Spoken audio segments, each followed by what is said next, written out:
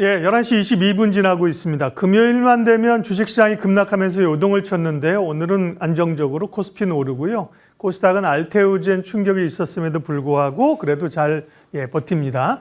시장의 트렌드들 분석하고 전략, 종목까지 이야기하는 메가사이클 시간입니다. 유니스토리 자산운용 김장열 투자전략본부장 오늘 함께합니다. 본부장님 어서 오세요. 네, 안녕하십니까. 네.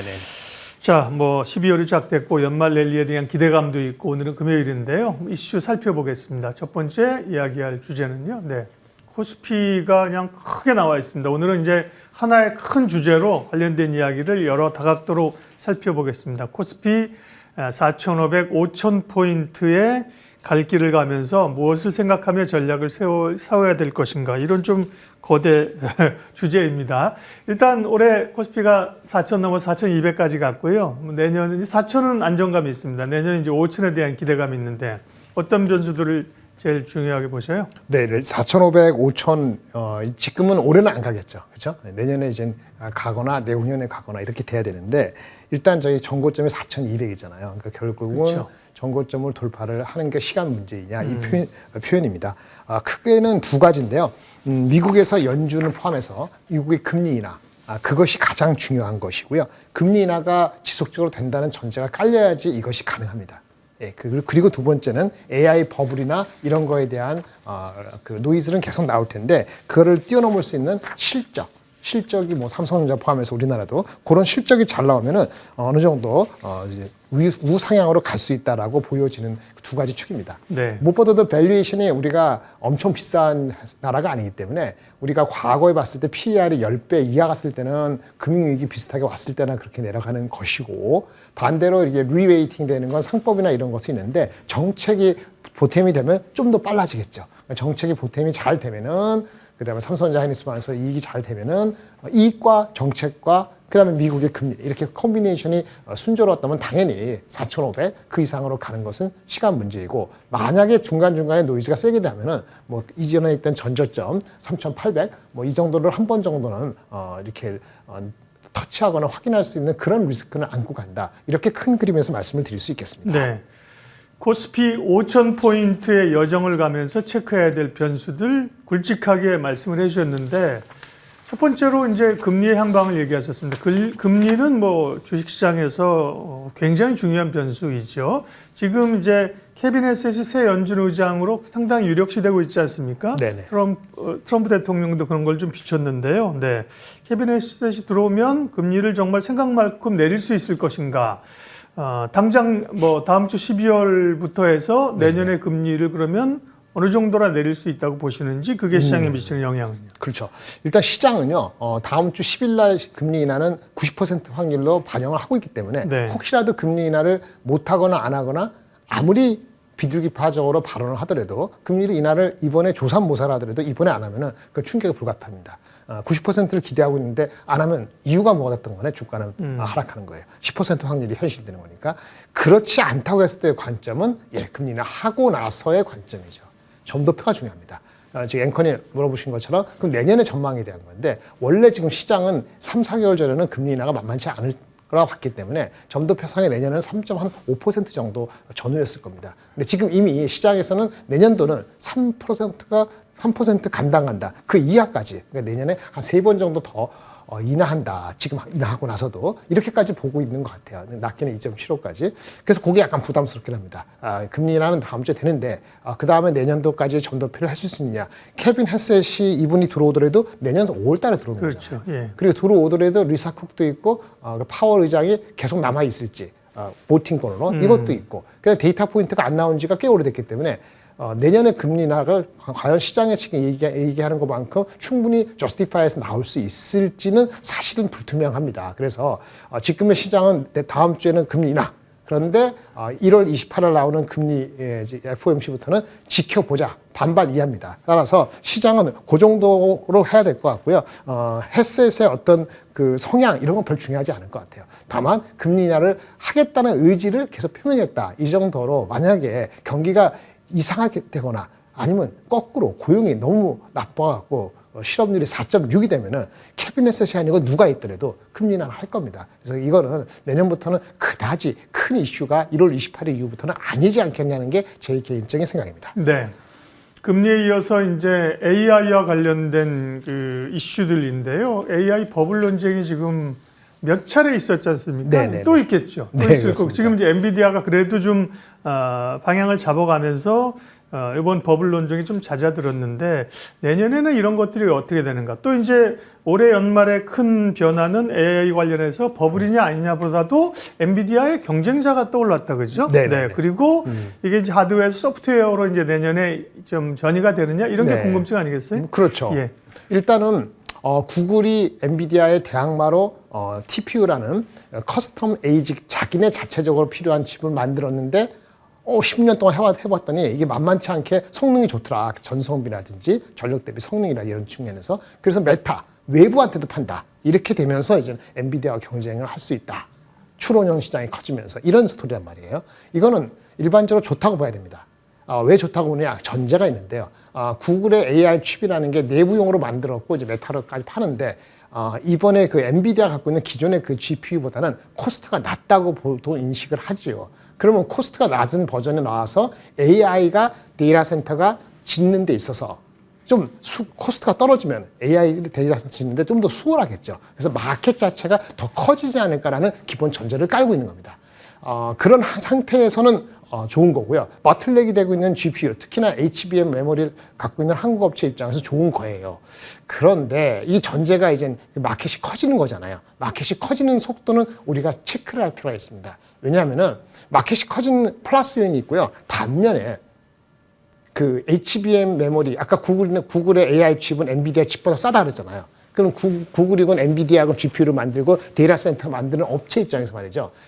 계속 반도체가 이렇게 계속 올라가면 가면은 이렇게 계속 올라가면 그 반도체 HBM의 수요 그 용량을 HBM 수요 용량을 올리는 속도를 자제하거나 다른 소프트웨어적으로 최적화하는 노력을 할 겁니다. 이미 한다고 발표했는데 사람들이 그거는 듣기 싫죠. 왜? 그럼 반도체 안 좋을 수 있으니까. 근데 그거는 언제 할 수 있냐? 그런 제품이 나오는 게 내년도 하반기예요.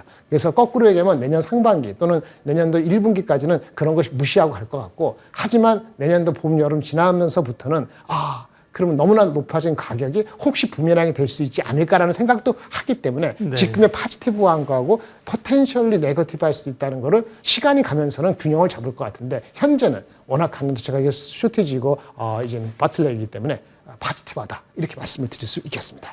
중국의 딥시크가 AI 시장에 상당한 임팩을 줬잖아요. 네네. 이 고가칩을 쓰지 않고도 어떤 추론 방식의 변화를 통해서 성능을 높였던 것처럼 지금 TPU가 그렇게 간다고 하면 사실은 구글의 입지가 커지는데, 그렇죠. 근데 이제 TPU로 갖고는 안 되네. 역시 GPU가 필요하게 되면 또 엔비디아가 그렇죠. 이제 가는 이런 것들이 좀 남아 있는 과정인 것 같고요. 반도체 이야기를 조금 더 이어서 가면 코스피 5,000포인트의 여정, AI 논쟁, 그거와 이제 필수 불가결하게 붙어 있는 게 우리 반도체 아니겠습니까? 네네, 그렇습니다. 반도체는 그동안에 이제 HBM의 필요성, 하이닉스의 독주였는데 지금 HBM도 필요하지만 HBM만 필요한 게 아니야. 네네네. 이런 분위기로 가면서 삼성이 더 주목받잖아요. 이걸 네네. 어떻게 이해해야 돼요? 네. 사실은 HBM 포함해서 AI 쪽에 공급이 부족하다 보니까 일반 D램 쪽을 HBM을 많이 이렇게 올인한다. 이렇게 돼가지고 D램 쪽, 일반 D램도 이제 물량이 적다 이렇게 된 거거든요. 그래서 D램 가격이 지금 뭐 9월달, 10월달, 11월달 체결되는 가격의 상승률이 쇼티지가 얼마 정도냐면 월별로 뭐 가격이 30%, 40%, 60% 이렇게 오르고 있어요. 전례가 없는 정도로 오르고 있는 겁니다. 그러면 당연히 일반 D램을 사용하는 PC 업체, 그다음에 스마트폰 업체는 코스트가 올라가는 거죠. 근데 코스트가 올라가도 지금 어찌할 도리가 없습니다. 6개월 뒤에 어떻게 될지 모르지만 그렇게 되다 보니까 지금 앵커님 지금 질문한 것처럼 반대로 또 행동이 나오기 시작합니다. 삼성이 어떻게 하는지 아세요? HBM의 물량을 더 늘리는 게 아니고요. 다시 DDR5 쪽으로 일부 전환을 하려는 그런 기사도 나왔어요. 그러니까 이게 그것이 탁탁탁 한다 해서 오늘 내일 바뀌는 게 아니죠. 하지만 그런 기사가 나오고 한다는 얘기는 어쨌든 작용 반정에서 반도체가 지나치게 올라가면 그러면 HBM은 그렇게 많이 생산 안 해도 되죠. 그 다음에 일반 D램 쪽으로 생산을 바꿉니다. 근데 바꾸면 보통 시간이 걸려요. 한 2, 3개월 걸리기 때문에 우리가 볼 수 있는 임팩트는 내년 봄이에요. 그러면 지금은 어떡하냐? 그런 관계없이 쇼트지라는 걸 즐기시면 되는 건데 중요한 건 반도체 가격 그런 걸 생각해서 주가가 많이 올랐기 때문에 또 쫓아가는 데 있어서 속도를 너무 급하게 그냥 급가속을 하면 안 되고 약간의 가속 이렇게 하는 그 절묘한 어떤 속도를 매수하고 또 차익을 실현하는데도 그런 기술이 필요한 정도입니다. 어쨌든 반도체 가격 상승에 따라서 4분기 실적 그리고 아마 1분기 실적까지는 생각보다 삼성하이닉스, 특히 삼성하이닉스가 레버리지가 크죠. 캐파가 크기 때문에 실적은 생각보다 많이 높을 것 같습니다. 그래서 그런 것이 주가에 반영될 여지는 아직 남아있다. 따라서 내년도에도 오케이인데 아까 말씀드린 것처럼 상반기하고 하반기가 상반기에 올라간 각도 많고 하반기에 더 오르거나 상반기가 뭐 지금 50% 오르고 하반기에는 또 50% 오른다 이렇게 보는 거는 조금은 그러기 때문에 내년 상반기까지 그림을 그리고 접근하시면 크게 무리가 없지 않겠나 이렇게 생각이 듭니다. 네. 그동안에 뭐 HBM, AI와 엔비디아 칩 때문에 하이닉스의 HBM이 정말 오랜 독주했는데요. HBM은 이제 쌓는 게 어디까지 쌓느냐 이런 한계가 있고 네네. 말씀하신 것처럼 HBM 다음에 뭐가 있을지 했는데 뭐가 안 나오다가 지금 말씀하신 것처럼 DDR 통해서 그런 효과를 낼 수 있다는 얘기도 나오잖아요. 그죠? 네네, 뭐 DDR7인가 그죠? 네네. 그런 쪽으로의 그 변화들도 내년에 있을 수 있을까요? 맞습니다. 네. 우리가 2018년에도 서버 그 당시 AI가 아니죠. 엄청나게 D램이 부족해서 D램을 뭐 더블 부킹, 트리플 부킹해서 난리가 났던 게 17년, 18년이었어요. 그런데 19년도 가서 그 더블 부킹 다 없어졌습니다. 갑자기. 왜 그러냐면 D램 가격이 많이 오르니까 서버 업체들이 소프트웨어적으로 최적화하는 그 소프트웨어 기술을 해가지고 D램의 그 필요성을 좀 줄였던 거거든요. 걔네들이 준비해서 그걸 하는데 1년 반 걸립니다. 한 2, 3개월 전에 엔비디아의 그 GPU 중에서 아직 안 나왔는데 루빈 CPX라는 제품을 소개했습니다. 이 루빈 CPX가 추론에 있어서 단계가 두 가지가 있는데요. 앞에 추론하는 단계가 프리필이라는 단계가 있고 뒤에 그 추론한 그 프리필에서 나온 그걸 가지고 실제 이제 문장을 생성하는 이런 단계가 디코더는 단계가 있는데 디코더는 어떤 그 엄청난 그거 가지고 아웃풋을 내는 거기 때문에 HBM이 필요해요. 근데 처음에 많은 인풋을 우리가 프롬프트를 바로바로 처리해야 되는 속도가 필요한 컴퓨팅 속도가 필요한 프리필 첫 번째 추론 단계는 HBM 필요 없다 이거죠. 속도만 좋은 거니까. 그럴 때는 GDDR7이라는 제품을 사용합니다. 이 GDDR7은 우리 HBM보다 가격이 한 5분의 1 정도 돼요. 네. 그래서 그런 측면에 준비가 되고 있는 제품들이 과연 내년 하반기 때 어떻게 어필되느냐 이런 게 무시되려면 그러게요. 전체 마켓 자체가 더 크면 이게 무시되죠. 어쨌든 그런 그 반작용이 있을 수 있다는 정도는 한켠에 알고 가실 필요는 있다 이렇게 말씀을 드리겠습니다. 그러면 투자자들은 궁금하신 게 삼성전자와 하이닉스일 거예요. 반도체 투톱에 관한 최근의 흐름들, 변화들, 전략들. 확실히 하이닉스 전체적으로 네네. 기간 조정이지만 하이닉스보다 삼성전자가 탄력이나 관심이 좋단 말이에요. 그죠? 네네네. 삼전과 SK 하이닉스에 대한 전략은. 네, 전략은 아주 단기적으로는 아까 말씀드린 것처럼 HBM4에서 삼성이 하이닉스를 앞둔다 못한다 이런 건 쓸데없는 얘기고요. 어쨌든 하이닉스가 앞섭니다.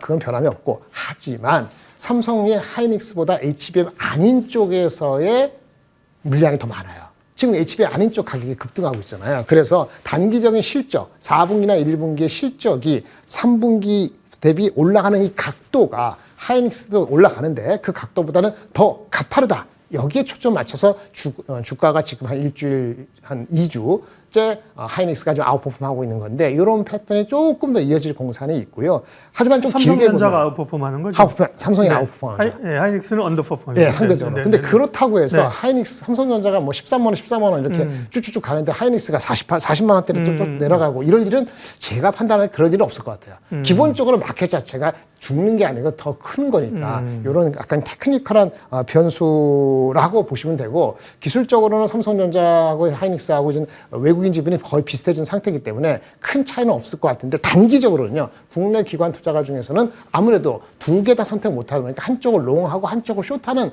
그런 움직임도 한 일주일 전부터 포착이 돼서 그런 여파는 있을 수 있다. 이렇게 말씀을 드리겠습니다. 그런 거 이제 단기적으로 삼성전자를 롱하고 하이닉스를 숏하는 분위기일 수 있다는 거잖아요. 네, 맞습니다. 외국인도 그렇고. 네. SK하이닉스하고 삼성전자하고 비교된 차트 준비하신 거 있네. 한번 보여주세요. 우리가 지금 그 얘기하고 있으니까 이거 좀 확인하고 갈게요. 그러니까 근데 하나만 가고 하나는 못 가는 국면 아니 그렇죠. 사실은 뭐 삼성전자가 좋고 하이닉스가 못한 게 아니라 반도체 업황이 좋아지는 거니까 그렇죠. 그렇습니다. 거기서 단기적인 수급이나 우열의 차트는 일 수 있겠지만 어쨌든 간에 결론 지면 내년에도 반도체는 뭐 두 개 중에 하나가 됐든 소부장이 됐든 포트에 기본적으로 넣고 가야 된다 이거죠? 우리는 항상 플렉시블해야 됩니다. 우리가 반도체가 이렇게 오를 걸 4개월 전에 아무도 몰랐잖아요. 그러니까 심플만 지금 아무리 좋아도 6개월 뒤에 어떻게 될지 아무도 몰라요. 그런 플렉시블한 마인드를 가지고 있는 겁니다. 그것이 틀어지면 다 팔 수도 있어요. 내년이라는 우리가 지금 12월 5일 날 그렇게 얘기합니다만 우리가 3개월 전에 그렇게 생각하면은 3개월 뒤를 함부로 예단하지 마라.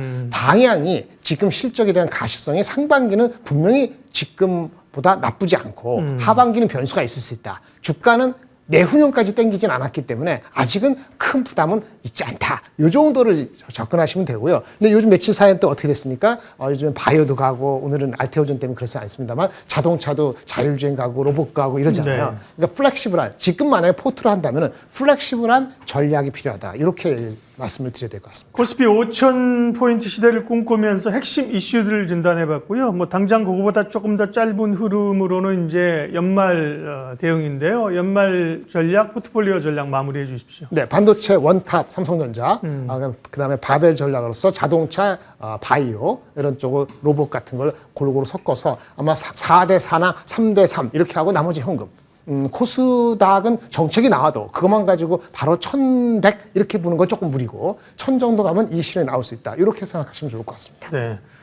우리 김장렬 본부장이 뭐 생각하시는 것과 이게 뭐 확 빨라가고 쫓아가기 힘들어요. 눈으로 안 되면 빨리 그죠? 죄송합니다. 워낙 이거 머리 회전이 굉장히 빠르신 거죠. 정리하면 그러니까 포트는 투탑인데 한쪽은 반도체, 네네. 그죠? 바벨로 네. 또 한쪽은 뭐라 그러셨어요 지금? 자동차, 자동차, 바이오, 바이오, 로봇 이런 정도. 로봇, 네. 이런 쪽으로 비슷하게.